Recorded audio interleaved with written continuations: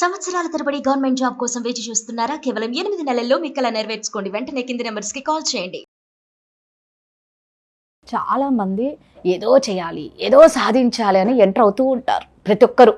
But ఎవరు మేము అనుకుంది మేము సాధించలేకపోతున్నాం, ఎందుకు అవతల ఆయన సాధించగలుగుతున్నాడే, వాళ్ళకు వచ్చిన అవకాశాలు నాకెందుకు రావట్లేదు అని. అలా కొంతమంది ఉంటే, కొంతమంది అవకాశం వచ్చినా దాన్ని సద్వినియోగం చేసుకోరు. అంటే ఆ పనిని నువ్వు ఎప్పుడైతే సక్సెస్ఫుల్గా మొత్తం పూర్తి చేస్తావో అప్పుడు నువ్వు సక్సెస్ అయినట్టు. మధ్యలో ఆపేయడం అనేది చాలామందికి అలవాటు. అందుకే కిక్ సినిమా ఊరికి చూపించలేదు మనకి, రవితేజ సినిమా. అలాంటి వాళ్ళు చాలా మంది ఉంటారు. సగం పని చేసి నాతో కాదురా బాబుని పక్కకి వెళ్ళిపోతే నువ్వు ఇంకేం సక్సెస్ అవుతావు లైఫ్లో. అలాంటి వాళ్ళకి ఏం చెప్తావు? యాక్చువల్లీ ఇప్పుడు మంచి రోజులకి రావాలనుకుంటే చెడు రోజులతో ఖచ్చితంగా మనం పోరాడాల్సి ఉంటుంది. ఎందుకంటే చెడు రోజులతో మనం పోరాడితేనే మంచి రోజుల్లోకి రాగలం. ఫర్ ఎగ్జాంపుల్, మనం ఏదైనా ఒక గమ్యాన్ని చేరుకోవాలి. ఆ గమ్యం దూరమైన ఆ గమ్యంలో ఉండే రోడ్లో ఏవైనా కొన్ని కష్టాలు వచ్చినా కూడా వాటిని దాటుకుంటూ మనం ముందుకు వెళ్ళాలి. అప్పుడు మాత్రమే మనం ఆ గమ్యాన్ని చేరుకోగలం. ఆ గమ్యాన్ని చేరుకునే క్రమంలో కష్టాలు వస్తాయి అని మనం ఆగిపోతే మనం ఎప్పటికీ ఆ గమ్యాన్ని చేరుకోలేము. సో ఏదైనా ఒక పని స్టార్ట్ చేసేటప్పుడు కష్టమైనా నష్టమైనా వాటిని ఎదుర్కొంటూ మనం వెళ్ళగలిగితేనే మనం గమ్యాన్ని చేరుకోగలం. నేను చేయగలను అనే ఒక దృఢ సంకల్పము, కృషి, పట్టుదల మనకు ఉన్నట్లయితే ఖచ్చితంగా ఆ గమ్యాన్ని చేరుకునే మార్గం మనకి కనిపిస్తూ ఉంటుంది. ఈ రోజుల్లో ప్రతి ఒక్కరు కూడా గమ్యాన్ని చేరుకోవాలనుకుంటారు, కానీ దానికోసం చేసే ప్రయత్నాన్ని మధ్యలో ఆపేస్తుంటారు. యాక్చువల్లీ భగవద్గీతలో నేను ఒక సూత్రాన్ని తీసుకున్నా. అది ఏంటంటే, జయ అపజయాల ఫలితం మన చేతిలో లేకపోవచ్చు, కానీ ఆ జయ అపజయాల ఫలితం కోసం చేసే ప్రయత్నము మన చేతిలోనే ఉంటది. అంతే కదండి. జయ అపజయాల ఫలితం మన చేతిలో లేకపోవచ్చు, కానీ ఆ జయ అపజయాల కోసం చేసే ప్రయత్నం మన చేతిలో ఉంటది. ఆ ప్రయత్నం పైనే దాని ఫలితం అనేది ఆధారపడి ఉంటది. సో ఎప్పుడు కూడా ఏమవుతుందో ఏం జరుగుతుందో అనేది వదిలేయకూడదండి. ఖచ్చితంగా మనం ముందుకు వెళ్ళాలనుకునేటప్పుడు కొన్ని పరిస్థితులు మనల్ని వెనక్కి లాగుతూ ఉంటాయి. వాటి నుంచి మనం ముందుకు వెళ్తూ ఉండాలి. అంటే సపోజ్ ఒక మైలు పరిగెట్టాలనుకునే వ్యక్తి ఫస్ట్ ఆఫ్ ఆల్ ఫాస్ట్గా నేను పరిగెడతాను, వేగంగా నేను పరిగెడతాను అని వెళ్ళకూడదు. ఫస్ట్ మనము ఒక మైలు దూరాన్ని కంప్లీట్ చేయడం మీద ఫోకస్ చేయాలి.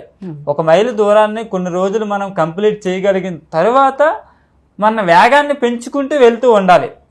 అంతేగాని నేను ఒక మైలు పరిగెట్టాలి, నేను చాలా వేగంగా పరిగెడతానని ఒక 200-300 మీటర్ల వరకు పరిగెట్టి అక్కడ ఆగిపోతూ ఉంటారు. అది దేనివల్ల? కంసిస్టెన్సీ లేకపోవడం వల్ల. అది లేనప్పుడు కొంత దూరం వెళ్ళి ఆగిపోతాం. ఎందుకంటే మనం ఫస్టే వేగంగా పరిగెట్టేటప్పుడు మనకి ఆయాసం రావడం వల్ల, లేదా కాళ్ళు నొప్పులు రావడం వల్ల ఏదో ఒక రూపంలో మనం ఆగిపోతూ ఉంటాం. అప్పుడు మనకు అనిపిస్తుంది, మనం ఇంకా ఒక మైలు దూరం పరిగెట్టాలా, నేను పరిగెట్టలేనేమో, నేను వెళ్ళలేనేమో, నేను చేరుకోలేనేమో, ఆగిపోదాంలే, ఎందుకులే, ఇప్పుడు ఇంక రేపు చూసుకుందాం, ఎల్లుండి చూసుకుందాం అనే ఆలోచనలో మనం ఆగిపోతూ ఉంటాం. సో అది ఎప్పుడు కరెక్ట్ కాదండి. ఎందుకంటే మనము ఒక మైలు పరిగెట్టాలనుకునేటప్పుడు అది 3 నిమిషాల పట్టనివ్వండి, 6 నిమిషాల పట్టనివ్వండి, 8 నిమిషాల పట్టనివ్వండి, కానీ ఖచ్చితంగా మనము ఆ మైలు దూరాన్ని కంప్లీట్ చేయగలగాలి. కంప్లీట్ చేసినప్పుడు మాత్రమే దాని యొక్క ఫలితాన్ని మనం అందుకోగలం. గెలుపుని ఎప్పుడైతే మనము కావాలని కోరుకుంటామో, ఆ దారిలో ఓటమి వచ్చినా కూడా ఆ ఓటమిని ఖచ్చితంగా అంగీకరించాలి.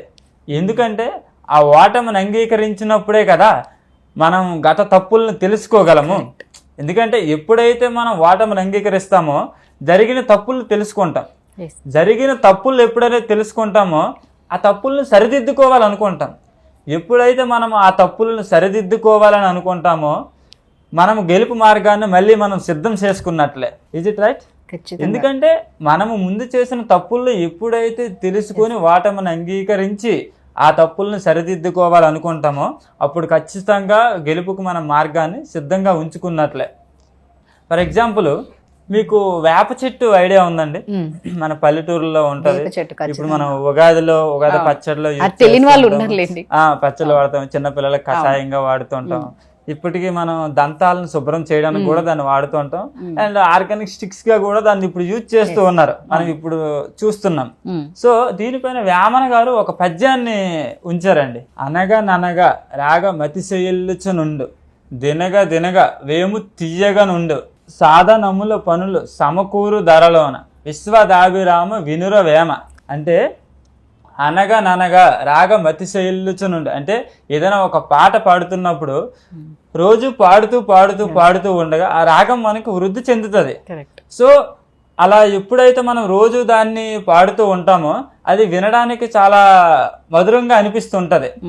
అలాగే దినగా దినగా వేప తీయగా నుండు అంటే మన వేప మొక్కని లేదా జడ్డను కానీ కొమ్మని కానీ తీసుకుని తింటూ ఉంటుంటే ఫస్ట్ మనకి అది చాలా చేదుగా ఉంటది. అలా కొన్ని రోజులు తింటూ తింటూ తింటూ ఉంటుండగా మనకి అది తీయగా అనిపిస్తుంటది.